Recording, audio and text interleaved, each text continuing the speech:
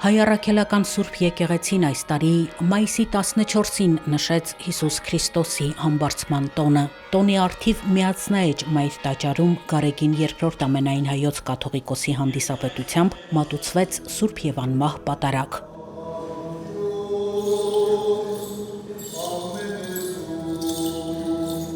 Համբարձման տոնի օրն է հիշատակվում նաև հայ ժողովրդի կյանքում պատմական կարևոր մի իրադարձություն։ 1441 թվականին ամենայն հայոց կաթողիկոսության աթոռը Սիս քաղաքից Մայրաթոր Սուրբ Էջմիածին փոխադրելը։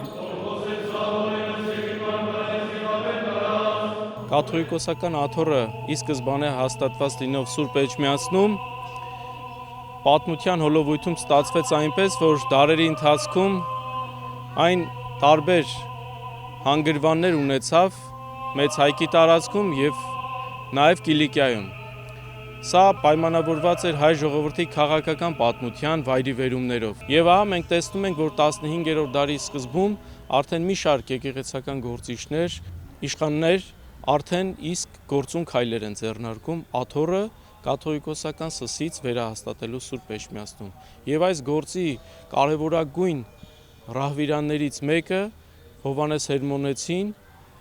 համախմբելով իր շուրջ մյուս եկեղեցական գործիչներին եւ իրենց օգնական ունենալով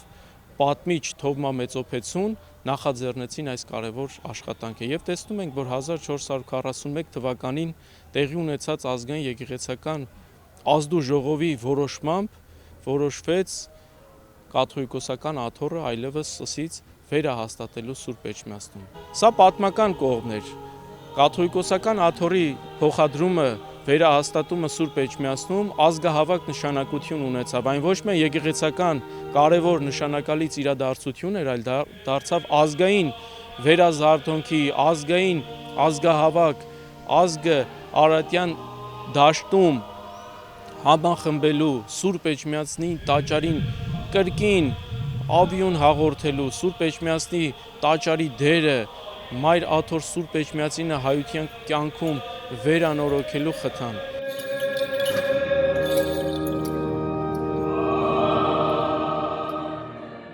Սուրբ Հարության տոնից 40 օր հետո է հիշատակվում Հիսուս Քրիստոսի համբարձման տոնը։ Այն եզրափակում է Քրիստոսի երկրային առաքելության շրջանը։ Համբարձման տոնը հարուցյալ Հիսուս Քրիստոսի մարմնով երկինք բարձրանալու եւ հոր աջ կողմում նստելու հիշատակությունն է։ Քրիստոսի համբարձման պատմությունը շարադրված է Նոր Կտակարանում։ Սուրբ Հարության մեծ եւ պատմական դեպքից հետո էլ Տերը բազմիցս երևացել է իր աշակերտներին նրանց վերահաստատելով իրենց հավատի եւ առաքելական կոչման մեջ։ Միացնայեջ տաճարում պատարագ մատուցեց Տեր Մուշեղ եպիսկոպոս Բաբայանը։ Սրբազան արարողությանը ներկա էին հայոց եկեղեցու թեմերի առաջնորդներ, Էջմիածնի միաբաններ, հավատացյալներ։ Մուշեղ Սրբազանն իր քարոզում խոսեց հարուցյալ Տիրոջ 40 օրերի քարոզչության, Աստծո արքայությանն արժանանալու եւ փրկagorցության մասին։ Պատարագիչը մարդկանց հորդորեց Աստծուն իրականության մեջ փնտրել, զորավիք լինել իրար, բարիք գործել։ Քրիստոսի համբարձումը առասպել չէ, այլ ականատեսների վկայությամբ հաստատված իրողություն, որը վերստին ապրում ենք մենք այսօր։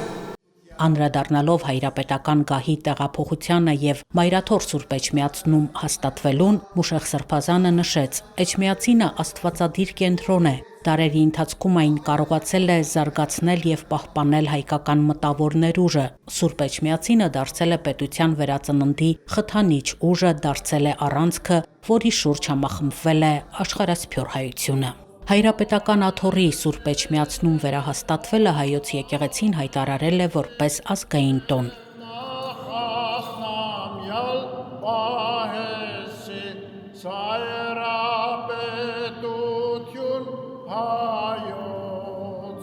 Համբարձման տոնին Սուրբ պատարագից հետո Միացնայեջ տաճարում կատարվեց հայրապետական մաղթանքի արարողություն։ Աղոթք բարձրացվեց առ Աստված, որ անսասան մնա Մայրաթոռը։